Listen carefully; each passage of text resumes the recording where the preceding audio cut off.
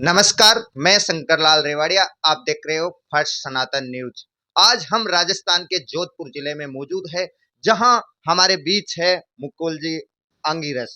और आज जो पर्व है वो मकर संक्रांति को लेकर जो पर्व है वो कल मनाया जाएगा। आज से पिछले कई सालों में जो पर्व मनाया जाता था वो 14 तारीख को मनाया जाता था, लेकिन आज से आने वाले कई सालों तक जो ये पर्व जो मनाया जाएगा वो पर्व 15 तारीख को मनाया जाएगा। और इसके जो कारण है वो सनातन संस्कृति के वैज्ञानिक पद्धति से के बारे में भी इनसे जानेंगे। और आज का जो ये मकर संक्रांति का जो पर्व है दान पुण्य से लेकर है, इन्हीं की जुबानी इनसे ही जानते हैं। सर बताइए। नमस्कार, सभी को मकर संक्रांति की शुभकामनाएं। ओम सूर्य देवाय नमः। देखिए, हमारे जो सनातन धर्म के पर्व हैं पूर्णतः वैज्ञानिक हैं। अब संक्रांति कहते हैं, मकर संक्रांति। जब सूर्य एक राशि से दूसरी राशि में जाता है तो उसे संक्रांति कहा जाता है। और अब धनु राशि से जब मकर राशि में जाएगा तो उसे मकर संक्रांति कहा जाता है। मकर संक्रांति का विशेष महत्व, अब जैसे विज्ञान के आधार पर देखें, देखिए हमारी धरती गोल है। अब भूमध्य रेखा के नीचे का हिस्सा दक्षिण हिस्सा कहलाता है, ऊपरी हिस्सा उत्तरी हिस्सा कहलाता है। हम कहते हैं उत्तरायण में आ गया सूर्य। तो अभी तक सूर्य जो था उसकी रश्मियों का ज़्यादा प्रभाव दक्षिण भाग में था। अब कल से उत्तरी भाग में वो बढ़ जाएगा तो उसे सूर्य का उत्तरायण में आना कहते हैं। आप देखेंगे कि अब धीमे धीमे गर्मी हमारे उत्तरी धरती का उत्तरी हिस्सा, भारत का है उत्तरी हिस्से में, तो वहाँ गर्मी भी बढ़ेगी। तो इस कारण एक तो ये कारण हो गया। दूसरा, आप देखें कि अगर हम अपनी सनातन परंपरा में देखें तो जो उत्तरायण का काल है वो देवताओं का दिन कहलाता है, और दक्षिणायन में जब सूर्य होते हैं वो देवताओं की रात कहलाती है।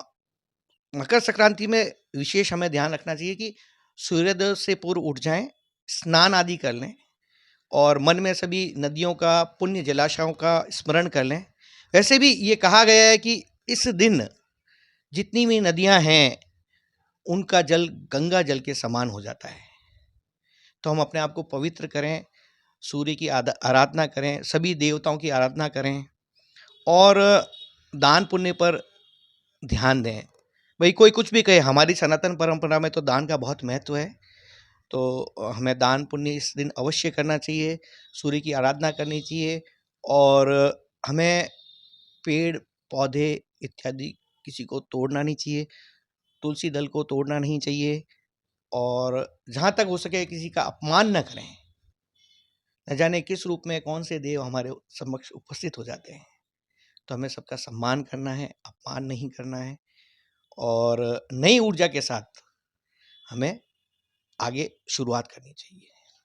जैसे आपने बताया कि इस दिन जैसे सारी नदियों का जो जल है वो गंगा के स्नान जो पवित्र हो जाता है, तो देशवासियों को इसके बारे में क्या संदेश है? जैसे इस जो दिन है ज़्यादा से ज़्यादा स्नान का जो आयोजन है वो रखा जाता है, उसको लेकर क्या कहोगे? मतलब क्या संदेश देना चाहोगे? देखिए, हमारी सनातन परंपरा में तो प्रतिदिन स्नान आवश्यक है।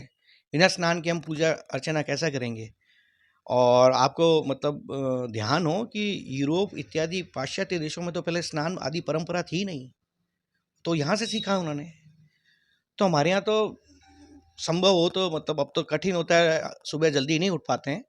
बाकी सूर्योदय से पूर्व उठकर स्नान करना चाहिए, और त्योहार और इनके अवसर पर तो अवश्य करना चाहिए। जैसे आपसे थोड़ा जानना चाहेंगे कि जैसे नदियों की बात करें तो यहाँ जैसे राजस्थान में अभी जब हम मौजूद जोधपुर में हैं, तो यहाँ अपने जो धार्मिक क्षेत्र है जो नदियों से जुड़ा हुआ है उसके बारे में थोड़ा बताइए कि जो नज़दीक में है यहाँ और वहाँ जाके भी इसका लाभ उठा सकते हैं, उसके बारे में बताइए। भाई देखिए, भाई जितने राजस्थान में तो पुष्कर सरोवर है, पुण्य स्थल है, और मेरा ये मानना है हर गांव, हर ढाणी, हर शहर में एक आधा पुण्य तालाब स्थल बना हुआ होता है, वहाँ जाके नहा लें। और नहीं संभव हो तो घर में ही गंगा जल, अपने जल जो होता है उसमें मिला के नहा लें। और मैं क्या कह रहा हूँ, भाव का बहुत महत्व है। मैंने पहले ही कहा कि स्नान करते हुए हम स्मरण करें कि मैं गंगा माता को स्मरण करें, यमुना माता को स्मरण करें, जितने पुण्य नदियाँ हैं उनको स्मरण करें, हमारे पुण्य सरोवरों को स्मरण करके नहाएं। देखो, इनसे एक बहुत बड़ी बात मिली, जानने को मिली कि सिर्फ ऐसा ही नहीं है कि आप नदी में ही जाके स्नान करें।